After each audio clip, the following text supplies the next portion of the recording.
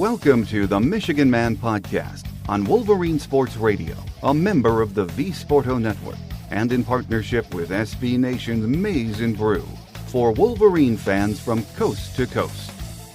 Go Blue and welcome to the show. I'm your host, Mike Fitzpatrick. From time to time this year, in between regular shows, I'll do a short Michigan Man commentary like this. It's really just my thoughts on what's happening on the Michigan athletic scene, or maybe even college sports in general. We're already 2 months into this new year, and it is a very busy time on the athletic scene.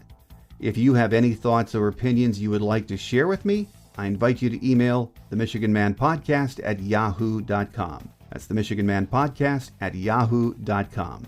I always enjoy hearing from you on any Maize and Blue topic, so please, if you have a spare minute, drop me a line. Positive or negative, I do read them all. Right now, Juwan Howard and basketball are red hot. Well, until last night against Wisconsin they were. Kim Barnes-Arico and women's hoops are playing well. Hockey has turned things around in the second half of the season, while softball and baseball are just getting their seasons underway. That said, the majority of my emails are still about football. So let's talk about that today. Since the season ended, there has been much written, both locally and nationally, about the fact we are not recruiting at the same level as the top 5 in college football, in particular Ohio State. So let's start with the way I see that. When Jim Harbaugh was hired, fans hoped it would be to restore the program to elite status. Some argue that we haven't been elite for a long time though. Win Big Ten championships, make the playoffs, and in short order.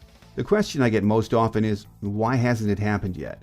And I think it's a very complicated question, and how you answer it might depend on what age group you fall in. Those of us who have been watching Michigan football for decades know this. College football, in particular Big Ten football, is not the same as it was in our youth, or even when Jim Harbaugh played here. For most of our life, it was the Big Two and the Little Eight.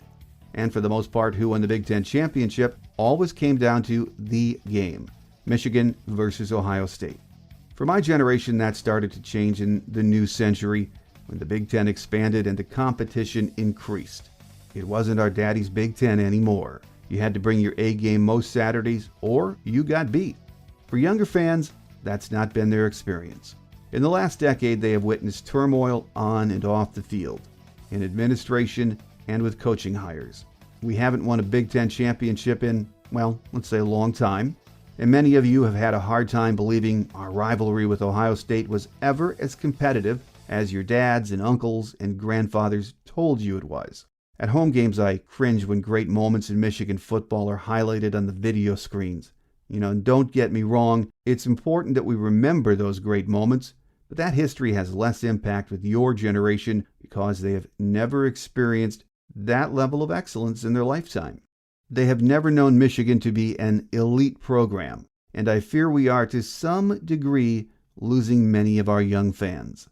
They still love the university, our football team, the athletic programs. They just no longer believe we are or will ever be elite. For me, that's kind of frustrating and heartbreaking. So circling back to the question I get most often from you, why hasn't this happened yet under Jim Harbaugh? There are many reasons, I think. When Jim got back here, we had talent, but we needed to upgrade. He's been doing that, no question, with great recruiting classes. But at certain position groups, we just need to get better. When you look at Ohio State over the last 5 years, really the last 15, the big difference is the skill position gap. They have had elite receivers, running backs, and dynamic quarterbacks. They have had game changers. We, on the other hand, have had very good players in those position groups, but very few game changers, guys we'd expect to see playing on Sundays. So many of you might say, okay, we already know that, so just go out and get those kind of players. And I wish it was that simple. We are in a catch-22 or field of dreams-like scenario. Build it, and they will come.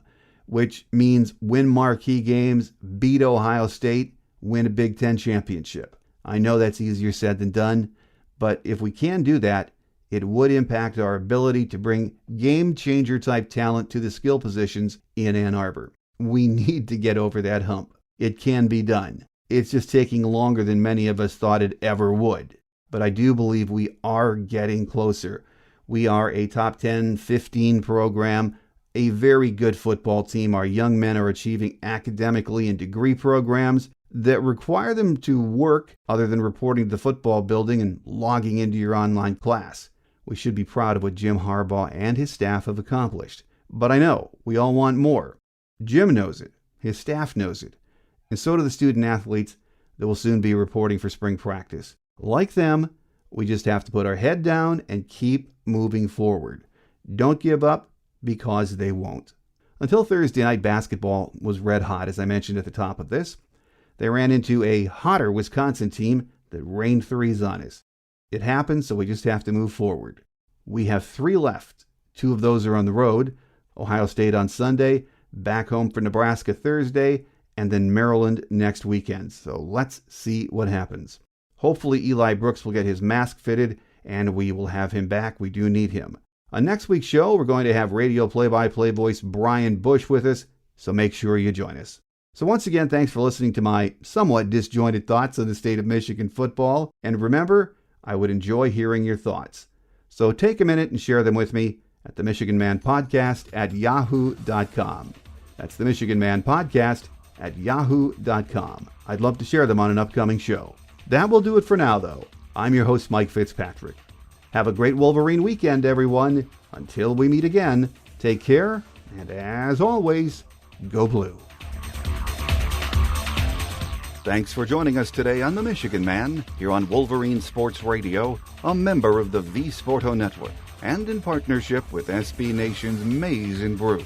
Our listener lines are open 24/7 for your calls at 313-263-4842. That's 313-263-4842. Or email us at the Michigan Man Podcast at yahoo.com. That's the Michigan Man Podcast at yahoo.com.